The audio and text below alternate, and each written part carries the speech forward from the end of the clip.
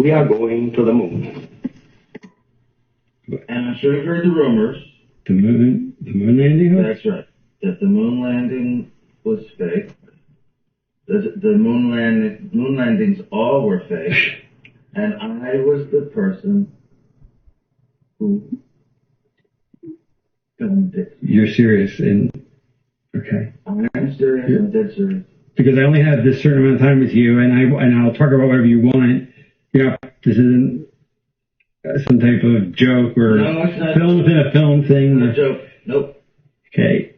The conspiracy theorists were right on this occasion. Why? I don't know about Paul McCartney's death, but this they were right about. Okay.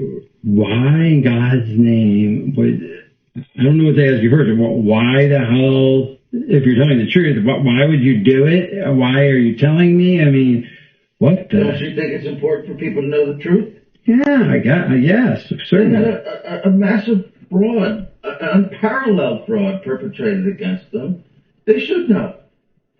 Okay. I mean, they're already suspicious of the government. They may as well have their suspicions confirmed. Okay. And justified. And this, why now? I mean, we're almost at the 30-year anniversary. What took so long? Why, if this is true, why? I won't go into that. It has to do with personal. Okay. Evolution and influences. And, I'll go into that. Is that why you look a little haggard right now? Because you look a little worn, no offense. Well, also, yeah, because I haven't been taking care of myself too well. I've been drinking a lot, but... Is that because of the stress of this? Of course, stress, guilt, just conflict of all kinds. I mean, so you feel bad about this, clearly. I mean, this is... I do feel bad about it. I also feel proud of it. It's a terrible conflict. Because you've pulled off one of the greatest hoaxes ever because of because I made a film, if you want to call it a film, which I consider to be my masterpiece.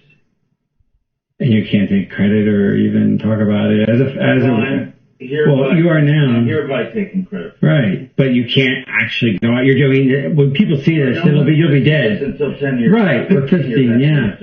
So you can't talk to Roger Ebert about it, you know. Does that frustrate you? To pay the consequences for the decision that I made many years ago to go along with this. Like a deal with the devil. It's Faustian, to be sure. Because, and is that why you got such power in Hollywood? I mean, how would explain that? Why I have the freedom I have, that was part of it, yes. So they said, do this moon thing and we'll give you... When I made Spartacus, I didn't have this kind of freedom. Right. But I have it now. So what came first, the genius or the fraud? What NASA's doing. What came first, the genius or the fraud? I mean, did the fraud enable the genius, or was the genius release the fraud? I think the genius came first. Right. But some frauds are hard to bypass, especially if you have an ego and you're an artist and you're presented with a challenge, the likes of which you've never seen and will probably never see again. You don't even think of the morality of it. You're just completely swept away by the flattery of it and the juices inside you, which make you want to do it as the artist you are innately. You don't think of anything else. What a conflict. I mean, gosh, I can't imagine being presented with that opportunity. On one hand, I really would want to do it, but then I'd probably say, well, I'm committing a crime and lying and... It depends, but my guess would be, no, you if you're good, you would do it. I discussed this with Levinson, Barry Levinson. Right. I discussed it with... he made By the Dog, right? Yeah. Yes. Spielberg, of all people, believe it or not, yes. So wait, By the Dog...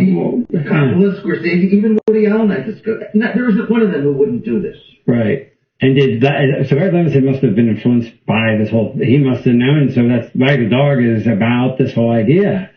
And that's why... The character was named Stanley. Right. And he gets killed at the end because he demands credit. Hereby by Stanley Kubrick to more or less ensure the scientific integrity of the film, to make sure that it's very, very close in reality, but still we want to make certain that it has a base of reality. Before the end of the 60s, we will see a man to the moon in America, and we're very proud that our country continues to produce these young men who go so far and carry with them so much.